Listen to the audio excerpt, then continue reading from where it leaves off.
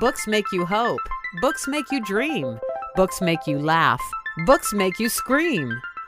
This is the Books That Make You show, discussing books with authors and experts, unraveling the inner pages of all the books that help make us who we are. Welcome, everybody. It is time for the Books That Make You show, and I'm your host, Desiree Duffy. We're talking about books that make you go on wonderful adventures back in time with your PopPop.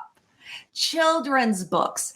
They contain the stories that become a foundation for us when we're children. And they can encourage learning and a sense of wonderment, creativity. They make children feel like the heroes in their own stories. Now, today on the show, you're going to meet William Stevenson. He's a children's book author, award-winning retired accountant, and he's the PopPop to Ricky, who inspired the imaginative and historical educational series, Ricky's Dream Trip. In it, PopPop travels with grandson Ricky around the world and throughout time. They discover ancient China, ancient Egypt, ancient Greece, Rome, colonial America, and they even blast off into outer space and dive under the sea.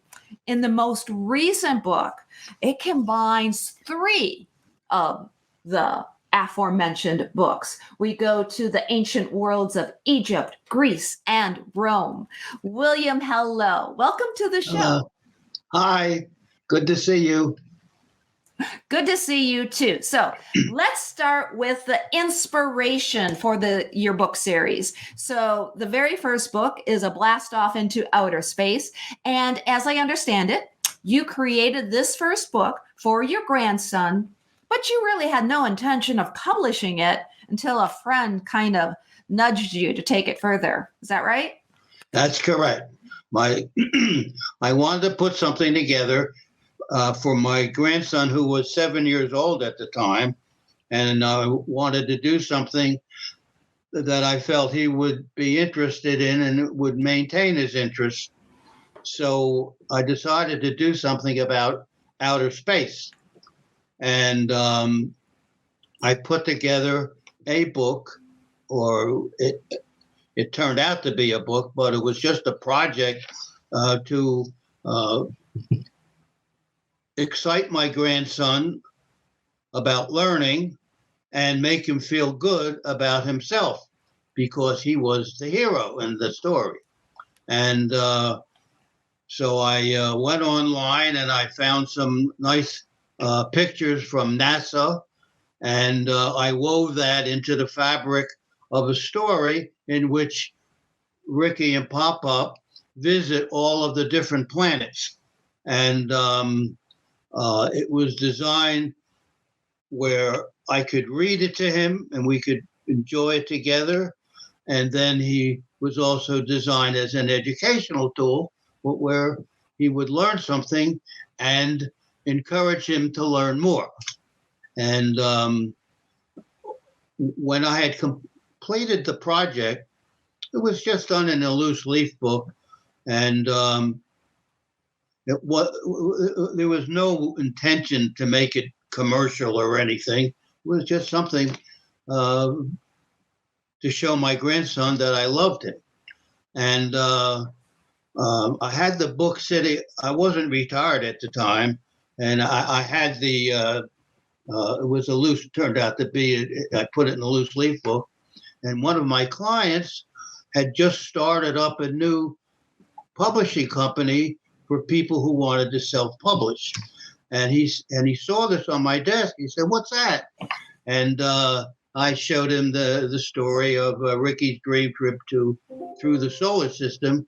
And he looked through it. He said, "You could publish this." And one thing led to another. And he introduced me to Paul Fireman from Pittsburgh, who part of his business is design. And he took my story and breathed life into it with his artwork. I didn't use NASA's work. I used Paul's work, and it turned out to be a book that people enjoyed. a lot of educators saw it, and they were very happy with the concept. Oh, yeah. And so I got excited that it was successful. So I said, well, let me do another one. And that's when I did my second book. And that led to this entire amazing series. There are so many books, and we're going to touch on them. And the main message, the main theme, I love that you have a double message for your kids and readers. Can you talk about the two main messages that you have with your books? Well, one of them is the love of my grandson, and as part of that process, to make him feel good about himself. It's not easy being a kid, and this kind of built him spirit up a little bit, because where else are you a hero in the world? Not too many places. And here's a whole book where he's a hero. And so that was one part of it, is building something on a foundation of love. And the other part is the educational aspect of it, because it was based on research, as all my books were. And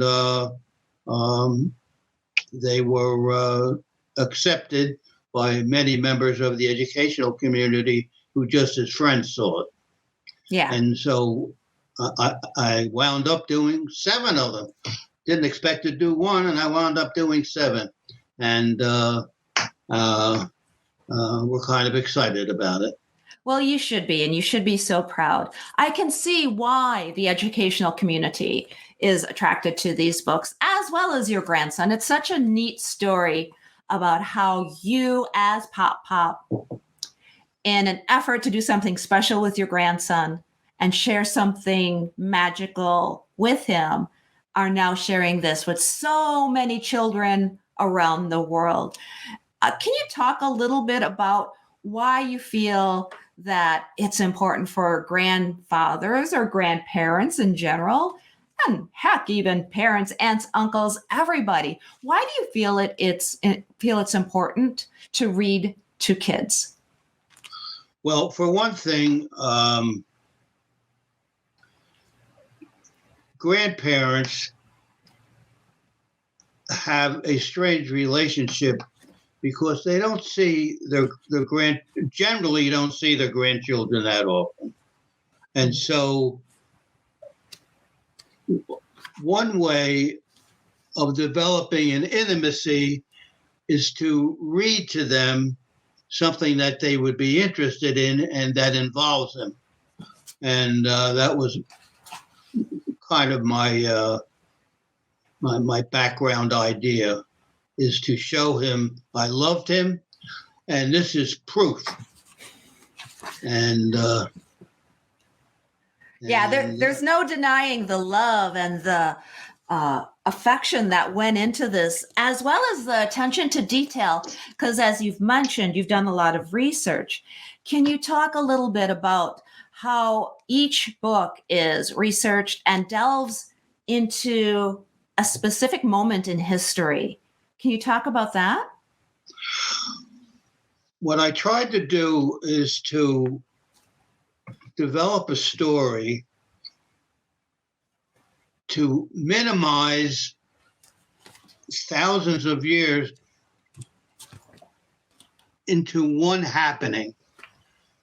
So, for example, Julius, the book on Rome, and in that book we talked about Julius Caesar. And when we think of Julius Caesar, we think of him as a 50-year-old man, and every movie is when he's older. But in my research, I discovered something very, very special, that his father died when he was 16. When he was 17, he became head of his family. he wound up getting married at the age of 17. At that same time, Rome was taken over by a new ruler, and all of the people who were in charge were dismissed, and he brought Julius Caesar into his office and said, I'm going to save your life, but I'm taking away your job, and I want you to divorce your wife. Now, here's a 17-year-old kid. He refused to do it. He put his life on the line and ran into the mountains and hid and almost died. So Ricky and PopPop, when they came into the dream, they spoke to his mother and they found out where he was. And they said that they were going to go back to Rome and they were going to talk to a very special group called the Vestals. And these are young women who have a lot of power. And they were in charge of keeping the light of Rome lit 24 hours a day.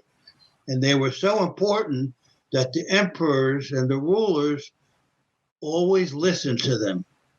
So Ricky and PopPop visited them, told them what went on, and asked them if they would save Ricky's life. And they did. And they went to the emperor, and Ricky's life was saved and had a happy ending. And Caesar lived a very long life and had a great influence that even affect our lives.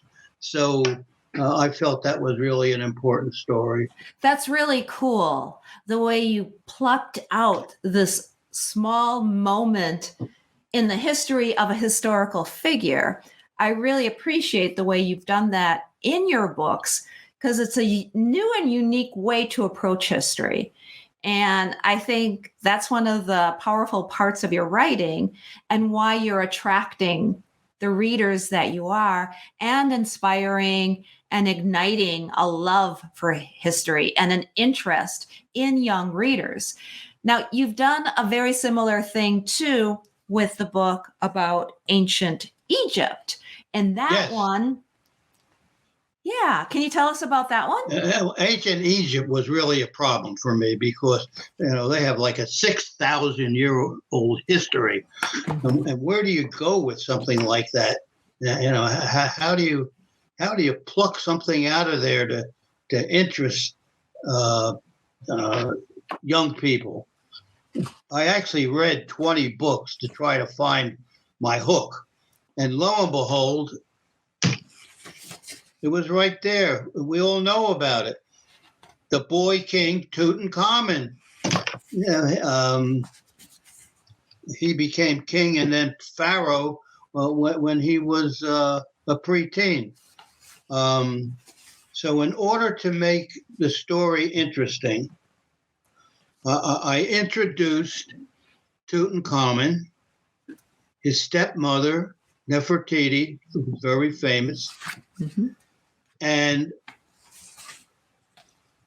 I had them go all around Egypt to temples and where some of the famous pharaohs were buried, and the idea to keep them interested. How could I get them to go around Rome? And it turns out that I came up with the idea that Tutankhamun's favorite cat was missing. And the thing that's important about that is the Egyptians loved cats. They even made mummies out of them. And so we went through all of the Rome area. uh, looking for his cat. And in doing that, we met a lot of people. And the fact is, at the end, we couldn't find the cat, and Ricky was really upset. And they apologized, but they had to go home. They went to the stable where their dream horses were kept. And who's in the stable but Isis the cat, who had kittens. And that's how the story ended. I love that. I love how you wove in, because you're right. The Egyptians really loved their cats. So it's really imaginative the way you've done that. And you even have things like this. If people can see, those who are watching on YouTube can see, those on the radio and listening have to use their imagination.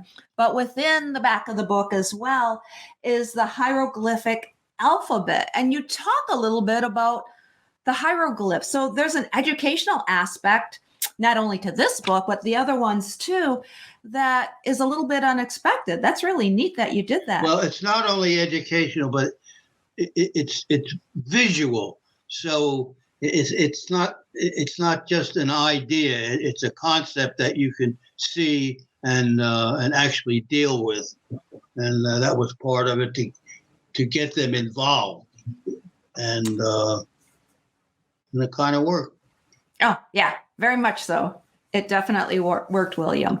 Can you talk about the importance of bringing positivity into the world, along with this appreciation that folks should have for learning? Well,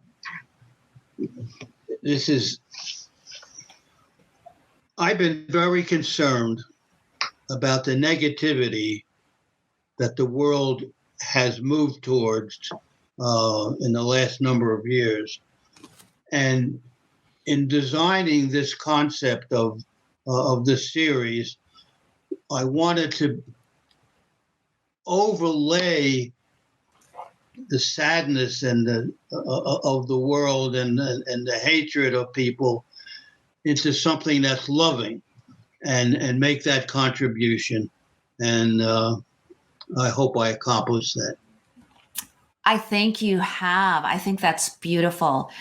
Such an important message to get out there, because, yeah, we can all get muddled down with some of the negative things that are going on in the world. And I think that keeping that perspective, especially for our kids or children, the young ones in our lives, whether they're our grandkids or our children or those that we're teaching, youngsters, they're going to pick up on that. And hopefully in the future, we'll be a little bit more positive as a result. Now, you've mentioned Paul Fireman, and he is the illustrator. And I've been holding up for the folks to see who are watching on YouTube. I encourage everybody to check out his incredible, incredible art, because this is really great stuff. Can you talk a little bit about your collaboration with Paul on the illustrations for your books? Well, Paul was very taken by the idea that I had presented with these books, and he wanted to do something special too, and he did almost as much research as I did, and editing, and put together something that was enjoyable to see. And so the love relationship is really part of him too, because of his dedication. Yeah, that picture that you held up shows what people look like during that particular period. And that's based on Paul's research. And he did a great job. And just to describe that for those who are listening and not watching, it's fun facts. And this is from the trip to Colonial America. And we can see the tricorn hat and the cravat, the woolen stockings, the breeches, the leather shoes. So Paul here has illustrated in a very informational, educational manner what people wore back in colonial America. So yeah, that just underscores exactly what you're talking about. All that research to go into the illustrations. That was just amazing, wasn't it? I was very proud of the work that he had done because he really breathed life into it. And yeah. Amazing, amazing stuff. So when we're talking about educators as well, this is something that I tend to mention to children's books authors frequently, is as much as we would love for the 5-year-old to go into the bookstore and pick out their own book, a lot of times it's the teachers or librarians or the adults in a child's life who are actually picking out those books. And educators do love your books because they're perfect for the classroom and in librarians on every child's bookshelf. So can you tell us a little bit more about why you think educators just love these books so much?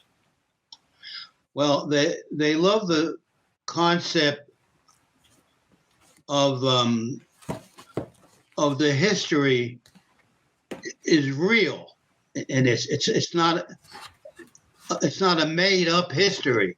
It's an actual history that will serve the child who wants to go further and learn more about that particular period, and it gives teachers an opportunity to expand that particular period in their lesson plans.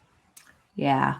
And you have Spanish language versions as well. Well, we decided to do just one, and that was a Colonial America. And it was during the time of the election, and there was a lot of talk about the Latino population being a fairly new population for voting. And so we decided to make the Colonial America story, which was basically about the Declaration of Independence. And it was written so that the new people who were coming across the border in school could learn about America in a fun way. Yeah. And I was just showing here, you do have the Declaration of Independence in the back of that book. So that's a great book, like you said, to be made available in the Spanish language. This entire collection, and I've been kind of like picking through and holding them up, and I'm not even holding all of them because there's several books in the series, but the entire collection, it really is like giving the gift of learning for a lifetime. Is that how you feel? I feel very good about it, yes. And you have a doctorate in education, and that's helped you as well in crafting the learning aspect of the stories. I have a bachelor's degree in business education and a master's and doctorate from Temple University in educational administration. And so it's a very, very heavy hit. They don't give those degrees away for free. You have to work real hard to get them. Oh, absolutely. And nowadays, Ricky is a little bit older. What does he say about the books that his PopPop created for him, seeing them on the shelves for others? He was very proud of the amount of work that I did to put them together. And at the same time, he was enthusiastic about having something that he can share with his family as he gets older. He just graduated from college, by the way. Oh, that's amazing. That's amazing. Yeah. It's so wonderful how you've created this legacy for your family, for Ricky, and for so many other families down the road. Really, props to you. And again, I'm holding up the most recent book in the series, which is actually a culmination. It's 3 of the books, the ancient world books, all in one. We have Egypt, Greece, and Rome in this one book. Can you tell everyone, William, where people can go to find your website and find your books and find more information? If you go into the website, which is PopPopPress.com, it'll have the covers of all the books listed in that website, and you can access that each book, and it tells you a little bit about what the story is and how you can purchase it. I love it.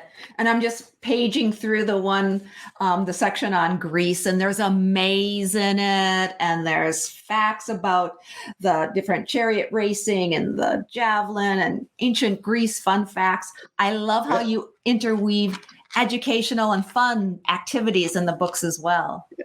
What I did shoehorn in that in the Greek book is the Olympics, which is, as we all know, the Olympics started in Greece, and PopPop and Ricky met Aristotle, who had a horse that was in the Olympics, and he asked Ricky, would he race his horse?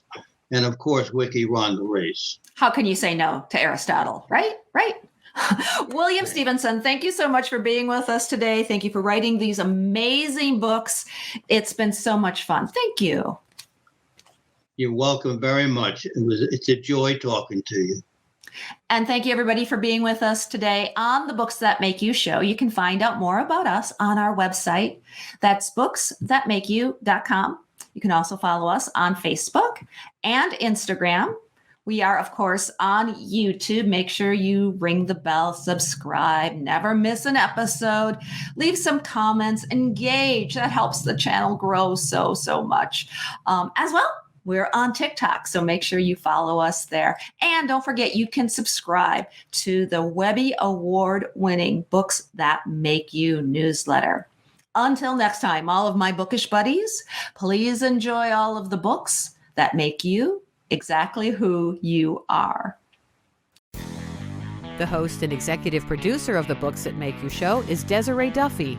Sound mastering and engineering by Dave Napox. Social media and content promotion by Siddhi Jahagirdar. Copywriting and editing by Mike Robinson. The Books That Make You show is an award-winning podcast produced by Black Chateau Enterprises.